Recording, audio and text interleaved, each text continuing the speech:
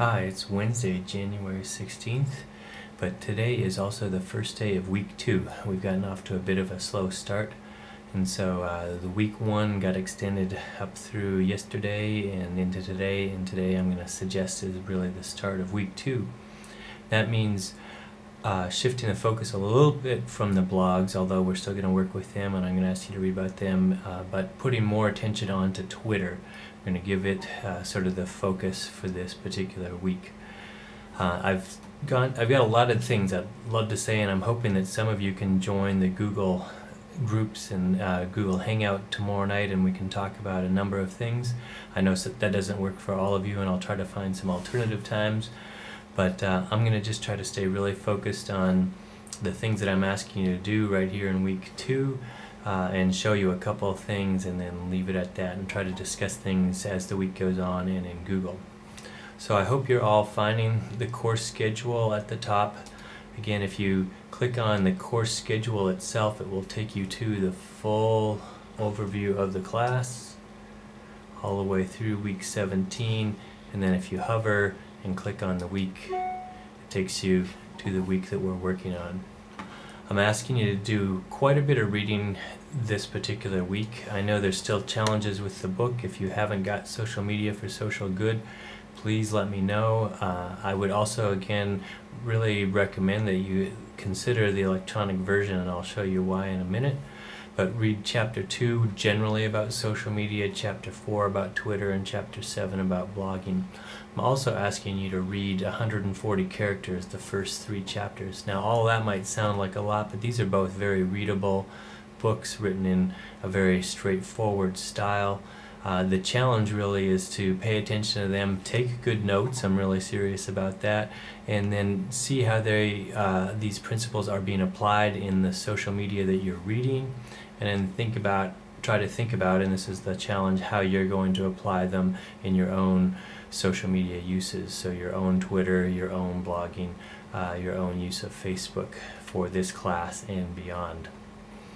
So those are the 2 key readings, but then the third one is also start to follow nonprofit organizations. Check out their websites now. I've linked to a number down here. ASA School for Girls, an organization that I'm involved with, that takes you to their website. We're just a small organization, so we make lots of mistakes. Charism, also local. Charity Water is generally considered one of the most sophisticated and successful users of social media, so they might be worth following. International Red Cross, similar. Surfrider Foundation that I profiled earlier, also a good international organization to look at. The other ones that I've mentioned are generally local, although the Wounded Warrior Project is also a national one. So the idea is to follow one of these or an organization that you're interested in and try to pay attention to their use. You'll see the word listen come up a lot. People talk about listening on Twitter, and in a large respect that's what I'm asking you to do this week, is listen in on Twitter. I do hope that we'll interact with each other, but definitely see how the professionals and the nonprofits are using that particular medium and how it's connecting up with their blogs and Facebook. So if you do all of that reading, that should set you up to do blog essay number 2. I've got these really short prompts, just write about style, the long form blog, the short form Twitter, but also status updates. And they're meant to be to get you thinking about the right topics, but then also be open to you reflecting on what you see in terms of, again, the stuff that you're reading, but maybe also the things that you're writing. What do you notice about trying to write in Twitter? What do you notice about the style of blogs as you're reading them? And so the idea here is sort of a compare and contrast the style. Obviously there's one short and one's long, but really try to work with the text. That's one of the keys to the essay. Work with the text. How are some of those principles being highlighted in these essays? What do you see showing up in people's use of Twitter? To do all of this, I'm recommending that you set up a Twitter account, and a number of you already have one of those. I've got a little extra thing here about figuring out your clout number. if that seems a little bit overwhelming to you, don't feel like you have to do that. If you can do it, I think it's an interesting thing to try out. Be sure to add an EC457 hashtag to tweets that have to do with the class. Try to get in that habit. That's a little bit different than tagging things on WordPress, but again, I'll try to show you how that works. And then as people in the class get their blogs and their Twitter account set up, you should start following them, particularly on Twitter. I've set up a Twitter group. So this is a good time maybe for me to switch over and show you that. So here's my Twitter account. This is if you came to me, if you followed the link and got to my profile, you'll see here a couple of things that I was just talking about are illustrated here. So I started using some hashtags, SMSG, social media for social good. So that I'm using that hashtag whenever I reference that particular book. I'm using the hashtag EC457 so that you know that I'm referencing the class. Now, as the course goes on, I'm going to continue to use this hashtag, but I'm going to change that up. I'll probably use a 140 character hashtag. I'll use web content hashtag, so everything relevant to the book and other topics in here.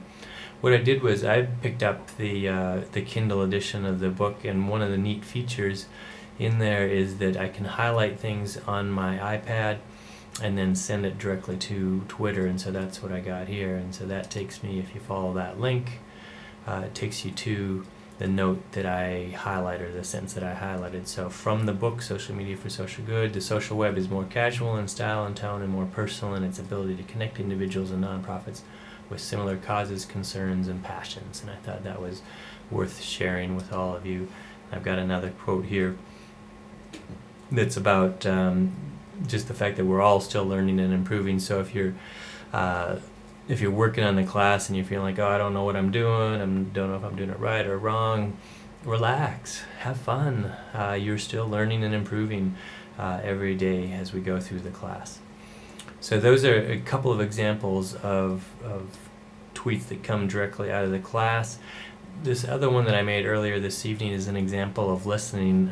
This is connected to the African Soul American Heart organization that I'm involved with, and I've been trying to follow and listen to groups who have similar kinds of missions. One of the suggestions that's in Social Media for Social Good. So Pads for Girls is an interesting organization, as is My Arms Wide Open, and they're both interested in educating girls, getting girls out of poverty, often in Africa, but not exclusively. That's where the ASA project is located, and we have within our organization a specific Panties and Pads program that we run for the village in Africa, and so Pads for Girls is very much connected to our organization. So I mainly follow, I retweet things that I like. I occasionally will reply to one of these organizations and encourage them to look at something that we've done.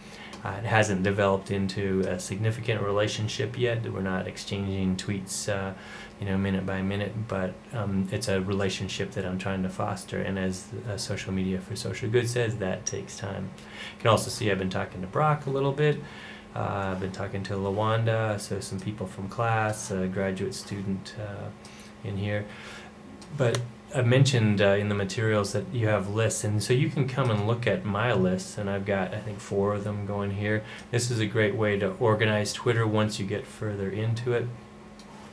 I'm interested in following other people in Fargo, so I've got a Fargo list, a network nonprofit list, obviously very good for this class, and you can come in and you should have access to this, and you can click and you can see what nonprofits are tweeting, and you can decide if you want to follow some of those. Kate Bladow, who, if you've looked at the material, is somebody who did a guest lecture for me last year, and she works in this area, and so you can see a number of the organizations that I follow. Also relevant for you is our list, ecom at NDSU, and so I've left all of the students in this from last semester, and I've done that on the website and in Google+. You can let me know if that's a bad idea. It's kind of interesting for me to see a student like John Lindensmith letting me know that his ebook Hell is available for free on Amazon right now. Brock, as you can see, is an active tweeter in here. Paul Levinson, whose book I used last year, is a very active tweeter. I might have to take him out of the mix in here. He's going to start to dominate, and you see some more students from last year. You can also find the ones in this year, so Stanley's down here, final semester at NDSU. I mentioned Brock, LaWanda are on here, and oh yeah, and then recently added members. Who am I missing? Oh, Heather's also on here, and so I think I've gathered 4 of you so far. I've still got another 9. If you can send me your Twitter account, I'll add you to this list, and then you'll be able to find each other perhaps more easily. But if you use the EC457 tag, hopefully you'll be able to find us. Let me see if I can show you how that works. I guess I need to probably put myself in there. Let me go back to me. So the idea of the tag, I kind of skipped over this part of it. So okay, so it says that this is about the class, but then if you want to see everything that's being said about the class because you might miss things, then you click on that and you can see how it's going. And so here's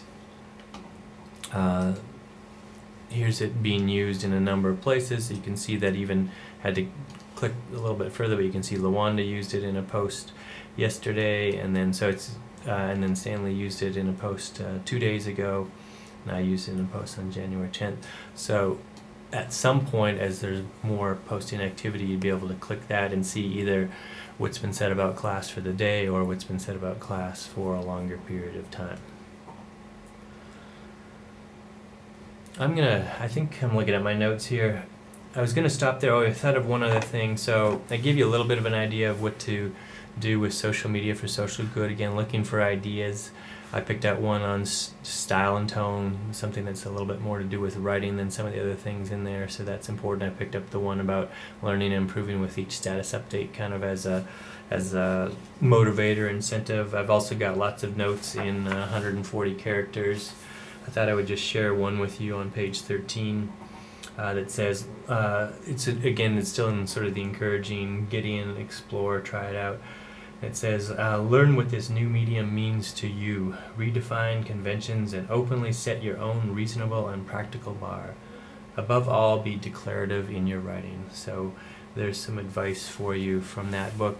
And while in a face-to-face class, we'd probably talk about these books in more detail. The key is, and the challenge of an online class is to be a little bit more independent in your learning, to find the nuggets in these books that work for you, and then to be able to apply those. I'll try to give you a few more reading notes, but really a lot of that work is going to be on your shoulders to find the information in here, the ideas in here that are useful and relevant to you. Collect them, share them, and apply them in your blog essays, apply them in the social media work that you do. Alright, I really need to get a clock on these things. I get going a little too long. I'll stop it there. Hope to see some of you tomorrow night, and hope that week 2 goes well for us all.